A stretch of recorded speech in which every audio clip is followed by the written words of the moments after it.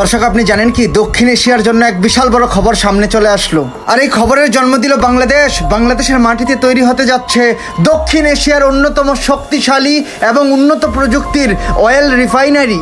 দর্শক, বাংলাদেশ কিভাবে এক ঐতিহাসিক বৃহৎ আকারের প্রজেক্ট নিজেদের মাটিতে বাস্তবায়ন করছে, কোথা থেকে পেল এত টাকা বাংলাদেশ, আর এই প্রকল্প বাস্তবায়নের পরে দক্ষিণ এশিয়ার মধ্যে কি পরিবর্তন হতে যাচ্ছে।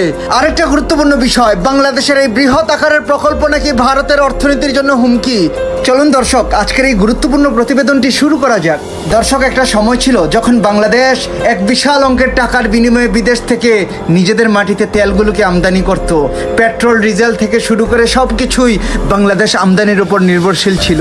আজ সেই বাংলাদেশ নিজেদের মাটিতে গড়ে তুলছে তাদের ইতিহাসের সব থেকে বড় অপরিশোধিত তেল পরিশোধনাগার। দর্শক, বাংলাদেশের চট্টগ্রামে পাকিস্তান আমলে 1968 সাল তখন একটা রিফাইনারি খোলা হয়েছিল। এটা একটা অত্যন্ত গুরুত্বপূর্ণ তেল পরিশোধনাগারের প্রকল্প ছিল। দর্শক, আপনি জেনে অবাক হয়ে যাবেন, বাংলাদেশের পেট্রোলিয়াম কর্পোরেশন বর্তমানে এসে এক বিশাল বড় প্রকল্প ঠিক পাকিস্তান আমলে যে রিফাইনারিটি তৈরি করা হয়েছিল এটার পাশেই স্থাপন করতে যাচ্ছে। এটা উন্নত প্রযুক্তির দক্ষিণ এশিয়ার মধ্যে এক বিখ্যাত ক্রুড অয়েল রিফাইনারি হতে যাচ্ছে। দর্শক, আপনি জানেন কি এই প্রকল্প বাস্তবায়ন করছে কারা, বাংলাদেশকে কোন রাষ্ট্র প্রযুক্তি স্থানান্তর করছে, আর কত টাকা বিনিয়োগ হচ্ছে এই প্রকল্পে। দর্শক, প্রযুক্তিগত সহায়তা আসছে রাশিয়া থেকে। রাশিয়ার উন্নত প্রযুক্তি বাংলাদেশের মাটিতে স্থানান্তর করা হচ্ছে।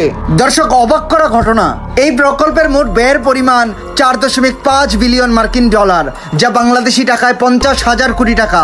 40% অর্থায়ন বাংলাদেশ নিজস্ব ফান্ড থেকে করছে, আর 60% আসছে রাশিয়ার রাষ্ট্রায়ত্ত ব্যাংক এবং রাশিয়ান কোম্পানি থেকে। এটা বিশাল অঙ্কের বিনিয়োগ করছে রাশিয়া বাংলাদেশের মাটিতে।